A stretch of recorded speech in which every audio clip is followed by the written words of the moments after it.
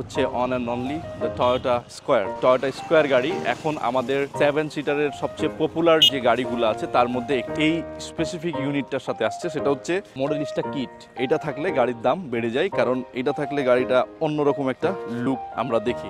Second part হচ্ছে যে এটাতে কিন্তু ডুয়েল সানরুফ আছে। এই যে আপনারা দেখতে পাচ্ছেন, আমি পরে খুলে দেখাচ্ছি। একটা সানরুফ, দুইটা সানরুফ।